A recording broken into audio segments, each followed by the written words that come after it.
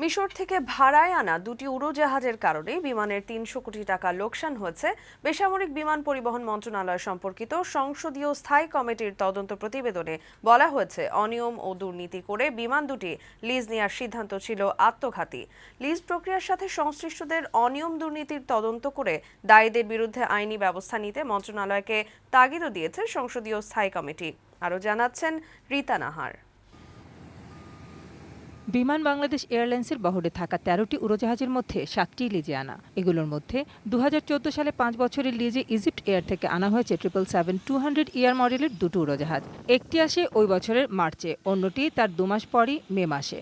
কিন্তু ডানা মেলার দ্বিতীয় বছর থেকেই একের পর এক যান্ত্রিক ত্রুটি আর ইঞ্জিন বিকল হবার কারণে উড্ডয়ন ক্ষমতা হারিয়েছে এই দুটি উড়োজাহাজ।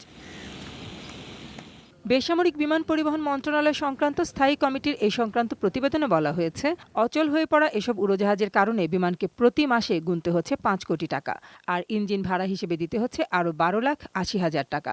কমিটি বলছে, ইঞ্জিন মেরামতের ব্যয় $৬১,২৪,০০০ হলেও পরিশোধ করা হয়েছে $১,৮৬,১৮,০০০। অপর একটি ইঞ্জিনেরও মেরামত খরচ $৬১,২৪,০০০ হলেও $২,৩৫,৮১,০০০ দেয়া হয়েছে। এর হিসেব যোগ করে চলতি বছরে মার্চ পর্যন্ত বিমানের লোকসান ৩০৫ কোটি টাকারও বেশি। বছর শেষে বিমান দুটি ফেরত দিলেও লোকসান হবে আরও ৫৬ কোটি টাকা। আমাদের প্রশ্ন হচ্ছে যে ইউনাইটেড যেখানে ইঞ্জিনটা পাঠানো হলো, তারা এটাকে রিপেয়ার করার জন্য কতটা যোগ্য ছিল। ৫টা ইঞ্জিন পাঠানো হয়েছিল, এখন তো মাত্র 2টো ইঞ্জিন সঠিকভাবে রিপেয়ার হয়ে ফেরত এসছে। ৩০০-৩৫০ কোটি টাকার মতো বিমান ক্ষতির সম্মুখীন হয়েছে। কমিটি বলছে, উড়োজাহাজ দুটি লিজ নেওয়া ছিল বিমানের স্বার্থবিরোধী, আর এই সিদ্ধান্ত গ্রহণে জড়িতদের অপরাধী বলে মনে করছে তদন্ত কমিটি। কাদের গাফলতি বা কারণে এই ধরনের ভুল সিদ্ধান্তগুলি হলে একের পর এক, এটা চিহ্নিত করে তাদের বিরুদ্ধে প্রয়োজনীয় ব্যবস্থা গ্রহণ করা হোক। তবে বিমানের ইতিহাসে এমন ঘটনা এই প্রথম নয়। সাবেক বৈমানিকদের কাছে শোনা গেল এমন লোকসানের মুখে ঠেলে দেওয়ার একাধিক ঘটনা। ওরা যে কন্ট্রাক্ট করে, that is always in favour of the other party.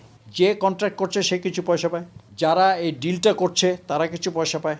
আমার কি চাই? আমি পয়সা পাচ্ছি, দেশের কি হয় আমার ব্যাপার না। আমাদের লিগ্যাল এক্সপার্ট নেওয়া হয়, কাকে রিক্রুটমেন্ট করা হয়, তো সেই লোকটাকে কেন বাদ দেওয়া হচ্ছে না? চুরি কি একেবারে মন্ত্রী কিছু জানবে না আর এমনি এমনি চুরি টাকাগুলো বাইরেই যাবে? এটা হয় না। ভবিষ্যতে লিজ প্রক্রিয়া বন্ধ করে উড়োজাহাজ কেনার সুপারিশ করা হয়েছে তদন্ত কমিটির প্রতিবেদনে। রীতা নাহার, বৈশাখী সংবাদ, ঢাকা।